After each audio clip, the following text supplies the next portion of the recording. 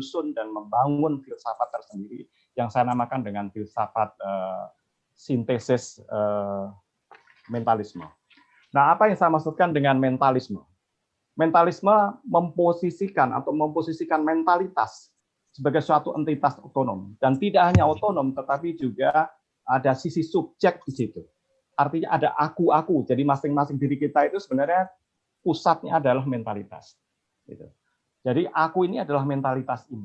Gitu ya. Tubuhku yang dari wilayah fisik dan rohku, kesadaranku itu hanyalah dititipkan kepadaku. Itu bukan aku. Gitu. Jadi sejauh kita hidup di dunia ini, maka sebenarnya yang mengendalikan adalah mentalitas ini, mentalitas di mana itu aku yang mengendalikan.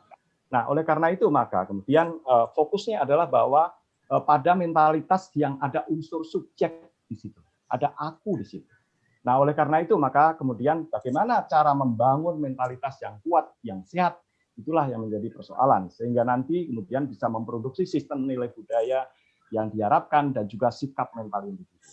Nah, bagaimana terbentuknya aku atau terbentuknya mentalitas ini adalah secara akumulatif melalui pembiasaan. Jadi kita dari mulai kecil, dari mulai bayi sudah dilakukan pembiasaan dengan perbuatan, dengan satu cara pandang tertentu, mulai dari kemudian memilah-milah barang satu berbeda dengan barang yang lain dan sebagainya. Itu berlangsung secara akumulatif. Dan juga secara integratif tadi sudah saya katakan dengan ketiga kemampuan manusia, kemampuan dasar manusia yaitu kognitif, konatif dan afektif itu terintegrasi bersama-sama dan terkait satu dengan yang lain. Dan juga tadi saya sampaikan bahwa ada keseimbangan direksional antara orientasi outward dan orientasi inward. Itulah kemudian daya bentuk daripada aku atau mentalitas ini. Ya. Lalu bagaimana itu bisa terjadi? Yaitu karena bahwa daya bentuk itu akan muncul dengan daya outward dan daya inward. Masalahnya adalah apa? Ketika kita sejak lahir, kita sebenarnya lebih dikuasai daya outward atau analisis, saya katakan. Sintesis itu harus dilakukan dengan satu extra effort, katakanlah begitu. Nah, daya outward itu, daya keluar, ya, daya mental keluar dengan katakanlah pikiran keluar untuk mengetahui sesuatu, itulah terbentuk kemudian pengetahuan-pengetahuan yang kemudian bisa disusun dalam bentuk pernyataan, ajaran, proposisi, dan sebagainya. Proposisi dunia fisik. Nah, pembentukan daripada aku atau mentalitas ini membutuhkan dua sumber, yaitu sumber luar dan sumber dalam. Sumber luar adalah proposisi-proposisi yang dikenali melalui indera kita, tubuh kita, ya, dengan mengerahkan segala tiga daya tadi, tiga kemampuan tadi. Kemudian satu lagi adalah kesadaranku rohku. Tapi masalahnya adalah kesadaran rohku ini tidak kemudian otomatis bekerja ikut membangun aku atau mentalitas ini, tetapi harus dijemput.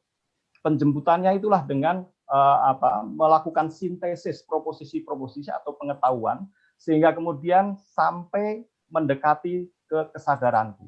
Jadi kalau kita lihat kita banyak proposisi-proposisi, banyak pengetahuan-pengetahuan, itu harus kita akuisisi, yaitu saya katakan step pertama identifikasi proposisi, kemudian dari banyak pengetahuan itu tidak sekedar ditumpuk saja, tetapi dicari hakikatnya apa.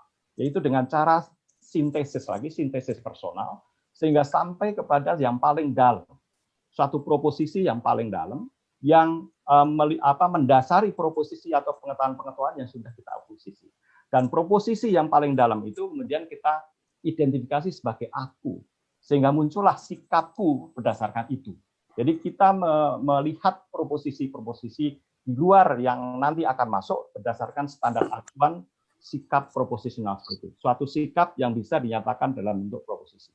Nah, tidak berhenti di situ, tetapi juga kita menyederhanakan lagi. Jadi kalau kita misalnya mempunyai sikap di berbagai bidang kehidupan, sikap proposisional di berbagai bidang kehidupan, kemudian diperas lagi, sehingga semakin kecil lagi.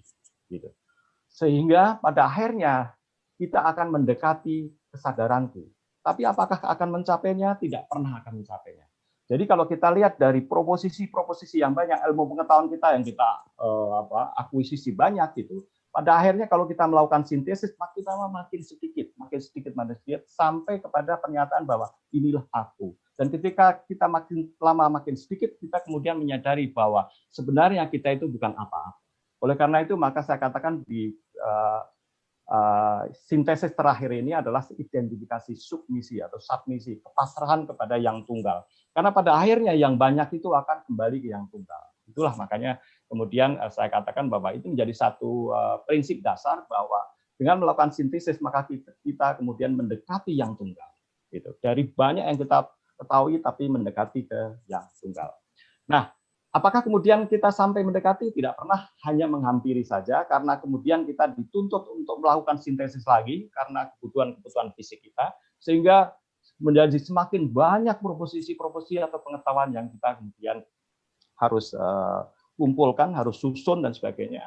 Nah, tetapi pengetahuan-pengetahuan itu kembali lagi masuk ke sintesis sehingga kemudian kita semakin mendekati yang Maha Tunggal. Itulah fungsi daripada sintesis ya. Daya bentuk aku secara sintesis melalui 3 step itu. Nah, kita lihat misalnya sekarang adalah aku, mentalitas manusia itu seperti apa sih? Seperti tadi saya katakan bahwa merupakan integrasi dari ketiga kemampuan manusia. Dan di sini ada outward dan inward, keluar dan ke dalam. Nah, yang keluar itu adalah biasanya adalah kita menolak yang tidak kita afirmasi atau tidak kita terima. Contohnya misalnya adalah ketika kita meyakini sesuatu dengan konatifnya, kita meyakini sesuatu dengan belief ya. Ini B itu belief, kita percaya sesuatu, maka otomatis kita menolak kepercayaan yang berbeda. Jadi inward dan outward itu secara otomatis begitu. Demikian pula dengan rasio. Jadi dari sisi rasionalitas. Ketika kita inward, kita mengidentifikasi sesuatu. Tapi dengan mengidentifikasi sesuatu, kita juga menegaskan bahwa itu terpilah dari yang lainnya, berbeda dari yang lainnya, untuk menjaga prinsip non-kontradiksi. Nah, oleh karena itu maka arah ke dalam dan keluar itu harus seimbang. Pada sisi afektif juga demikian. Kalau inward itu kita menerima apa yang ada, misalnya sesuatu, ya, dan kita bersyukur dengan apa yang kita dapatkan. Tapi kalau outward tidak, kita ingin lebih dari yang kita dapatkan. Nah, itulah makanya saya katakan bahwa harus seimbang sebenarnya. Inward dan outward. Kalau terlalu banyak outward, nanti kemudian saya katakan akan terjadi deformasi. Ya. Dan sekali lagi tadi sudah saya sampaikan tentang bagaimana sintesis itu seperti seolah-olah menjemput dari sumber dalam agar supaya berfungsi membentuk aku. Jadi ada sumber luar dan sumber dalam. Sumber dalam kita jemput dengan masing-masing individu itu jemput dengan sintesis ya. Jadi sumber luar disintesiskan kemudian menjemput sumber dalam sehingga membentuklah aku yang sekarang ini akan mengendalikan ketika hidup di dunia. Nah, itu adalah sintesis mentalisme yang saya pakai sebagai dasar untuk kemudian melihat lebih lanjut revolusi mental seharusnya seperti